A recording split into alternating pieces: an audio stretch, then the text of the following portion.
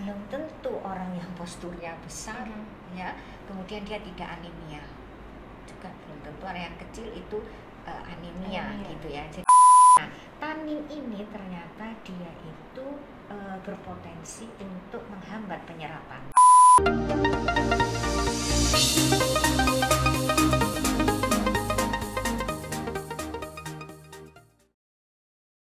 Healthy people, kembali lagi di Nutri Podcast di episode anemia pada remaja di sesi yang kedua. Untuk informasi aja ya, kita syutingnya ini siang hari. Coba gimana perasaannya kalau jadi saya siang-siang belum makan siang ngelihat hidangan kayak gini, buluki. Cobaan macam apa Iya, nih? betul. Iya, tapi Kita mungkin harus lanjutkan dulu. tetap harus fokus ya, lanjut dulu. Ini nanti akan kita bahas lebih lanjut. Nah, Bu, di sesi yang sebelumnya sudah banyak sekali ya kita ulas apa dan bagaimana anemia utamanya pada remaja. Dan tadi di awal podcast yang pertama Ibu sempat sampaikan ternyata rentetannya bisa sampai ke stunting gitu ya. Mungkin bisa dijelaskan lebih lanjut, Bu. Iya. Jadi tentu tadi juga sudah kita bahas ya, stunting, anak sudah lahir ya, itu tentu tadinya ibunya hamil gitu ya. Nah, ternyata ini memang akan berefek ketika kondisi ibu tadi saat hamil, akan berefek nanti bagaimana akan menyebabkan anak itu stunting atau mempunyai masalah gizi ya, ketika lahir dan juga mungkin selanjutnya gitu ya. Nah, jadi kenapa ini perhatikannya sejak mulai remaja ya. Jadi ini kita seringkali ya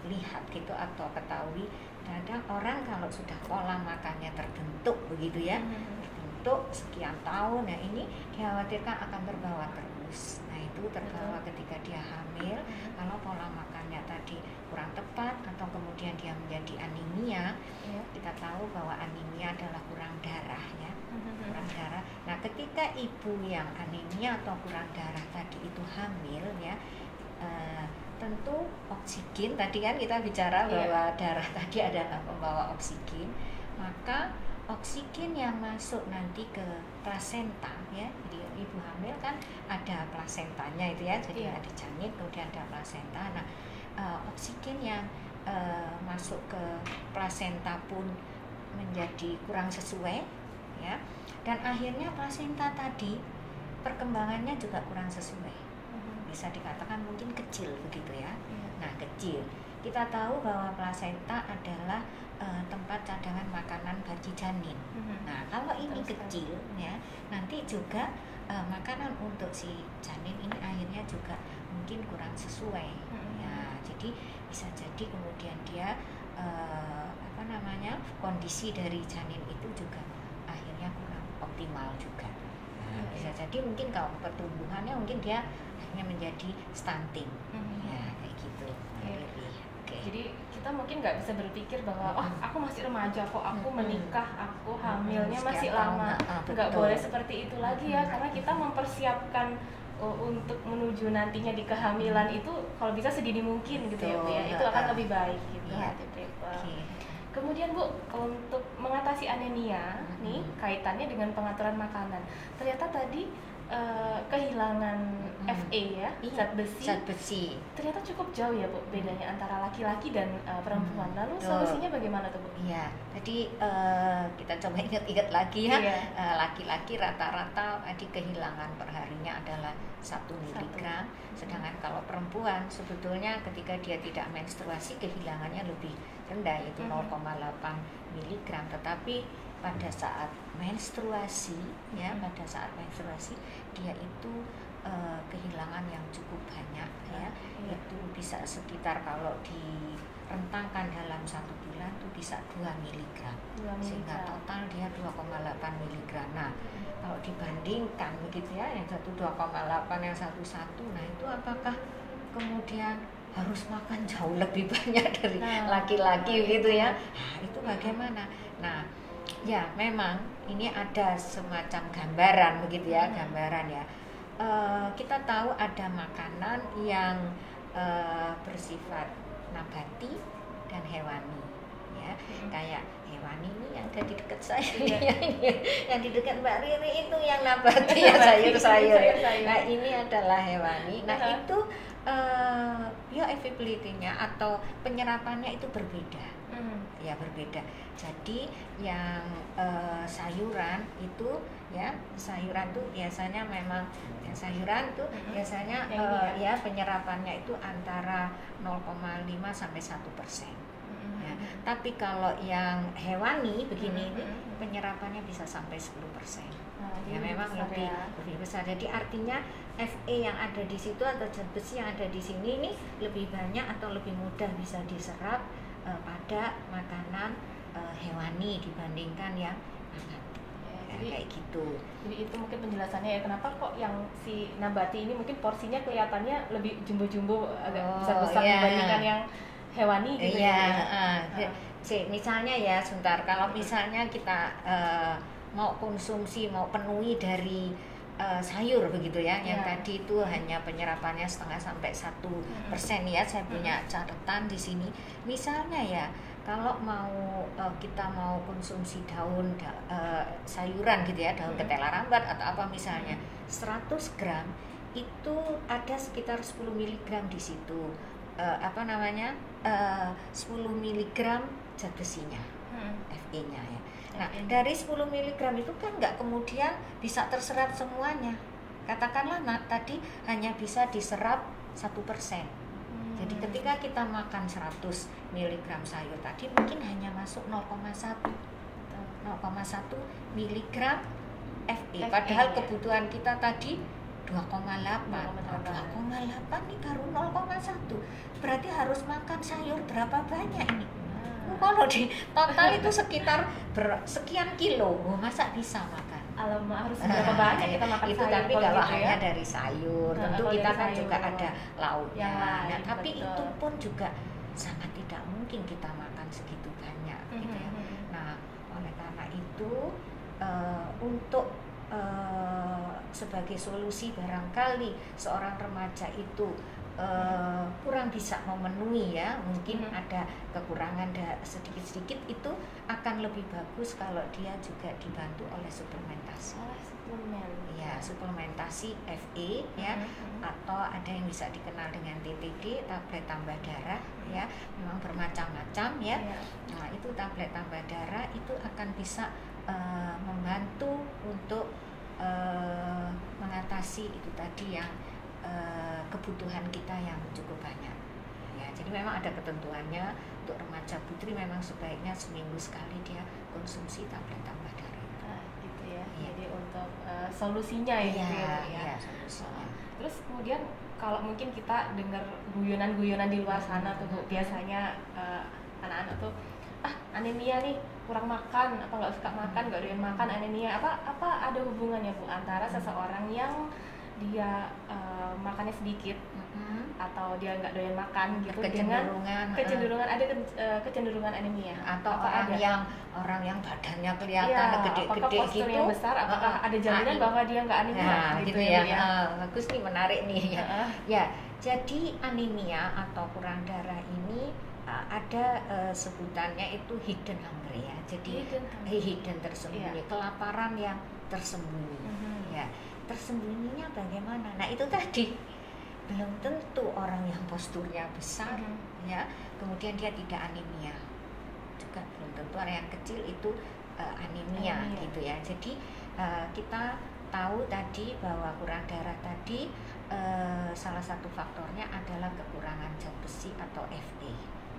Fe atau zat besi itu adalah suatu mineral ya, mineral. Jadi mineral dan vitamin itu bisa dikatakan adalah mikronutrien, zat gizi yang dibutuhkan dalam jumlah sedikit ya, sedikit, tetapi kadang mendapatkannya yang agak sulit.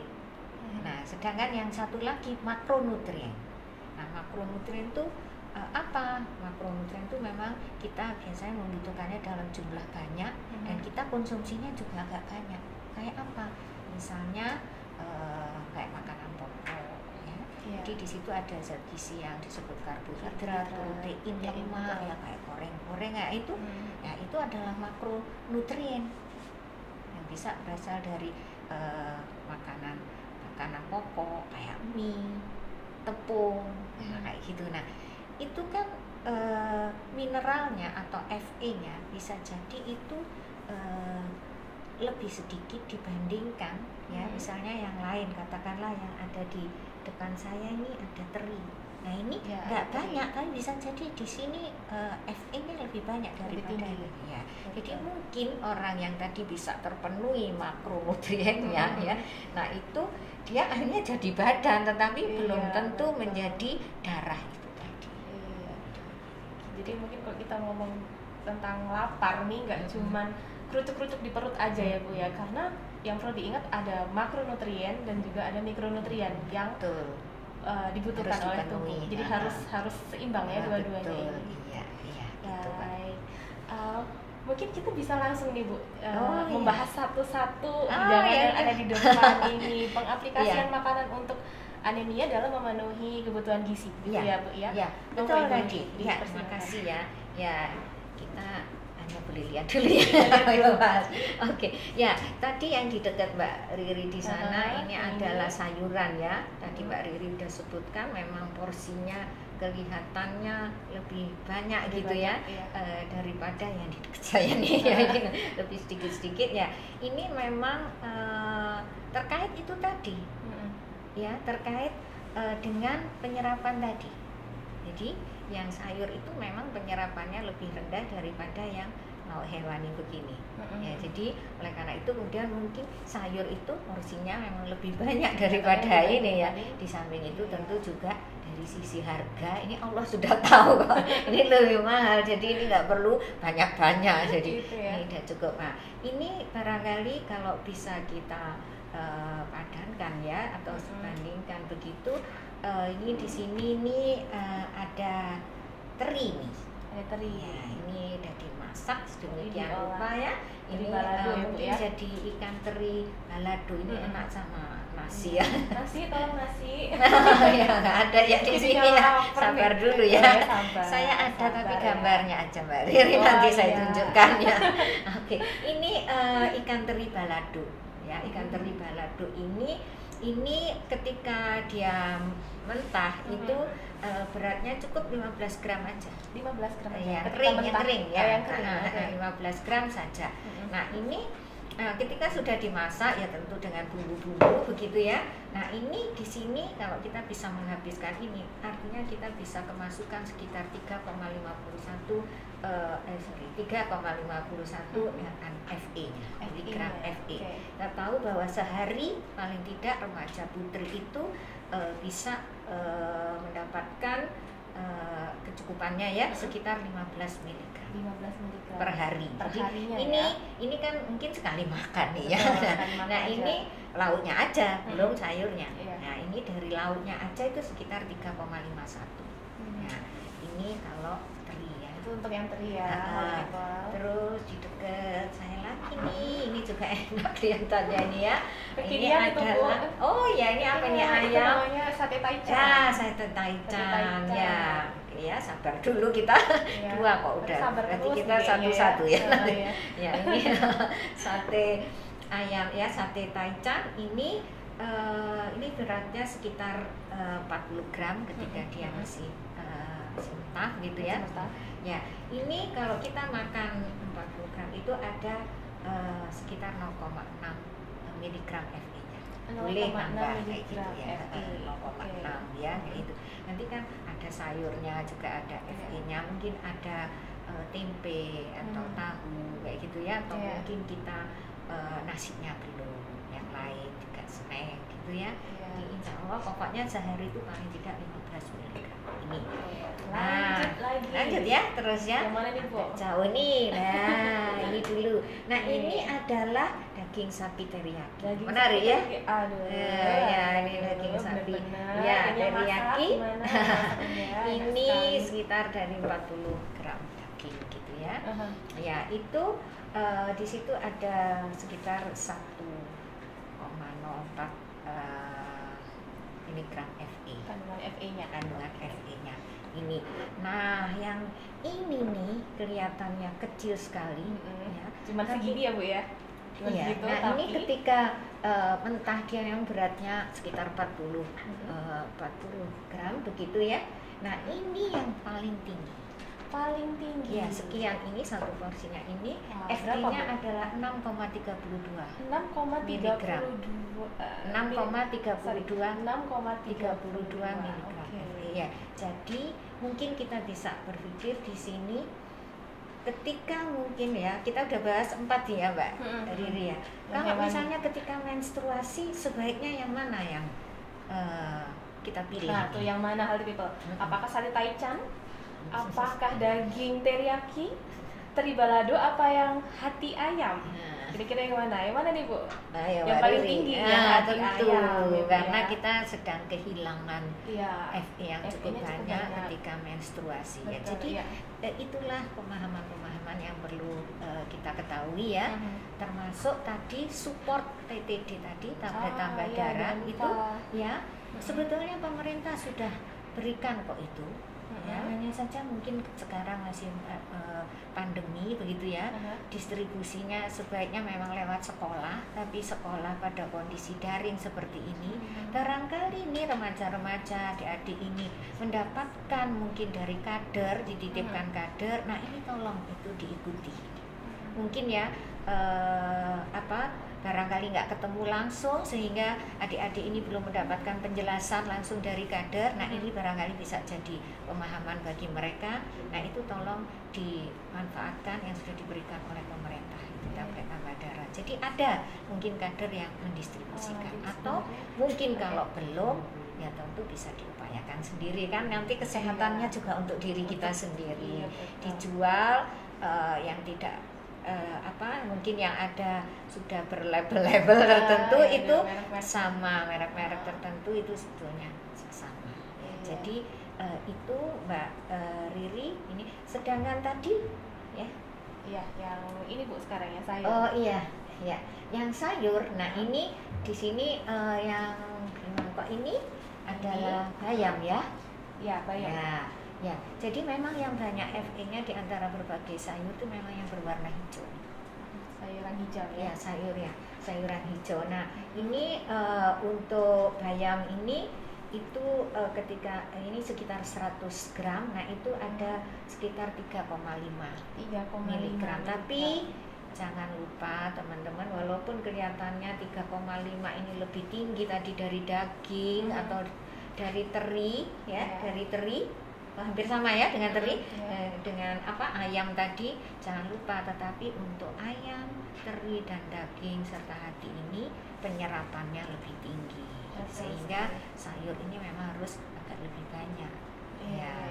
Termasuk ini sawi yang terakhir, sawi ya, itu memang lebih sedikit lebih rendah, yaitu 2,9 miligram ya gitu. Jadi tetapi sebetulnya ya kita juga harus belajar untuk saling mengkombinasikan makanan-makanan ini ya, termasuk minuman apa yang harus kita minum.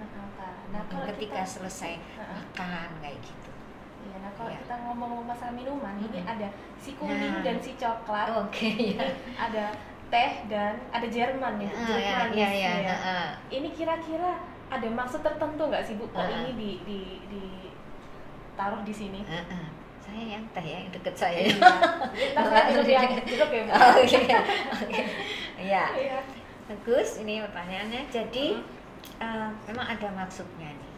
Ya, jadi ini ada 2 minuman. Itu yang saya katakan tadi, tergantung juga kita bagaimana kita mengkombinasikan makanan-makanan tadi, atau mungkin masaknya ya. Jadi terutama yang kita coba fokus ke minuman ini dulu ya. Habis makan tentu kita butuh minum kayak gitu ya, butuh minum. Nah, ini teh dulu. Teh itu ada satu zat di dalamnya, yaitu yang namanya tanin ya. Tanin ya. Nah, tanin ini ternyata dia itu berpotensi untuk menghambat penyerapan zat besi Ya, jadi tadi teman-teman kan kita sudah sampaikan bahwa apa yang kita makan ini masih ada sekian persen saja yang bisa diserap karena itu memang sifatnya ya FE yang hanya bisa diserap 0,5 untuk sayuran, 0,5 sampai 1%, sedangkan yang lauk hewani lebih 10% ya sekitar itu. Nah, jadi ketika kita sudah makan udah benar begini, tapi kalau kemudian gandengannya kurang tepat, ini dia bisa jadi penghambat. Udah gitu mahal-mahal beli begini, kemudian tidak terserap oleh tubuh kita, alias lolos begitu saja. Nah, itu kita sangat rugi. Kadang-kadang mungkin ada ya yang merasa aku udah kok makannya kayak gini, ternyata lupa minumnya. Kadang-kadang saya lihat memang ya es teh yang sangat siang-siang segar ya.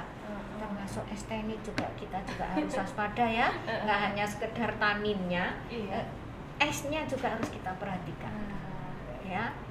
Apa itu es yang untuk apa kayak gitu ya, kadang-kadang higienitasnya ya Bu ya. Ya, hygiene-nya itu harus kita perhatikan.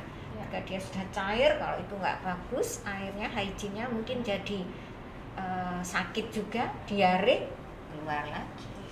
Terus untuk yang jeruk nih Bu? Nah, yang jeruk sekarang ya.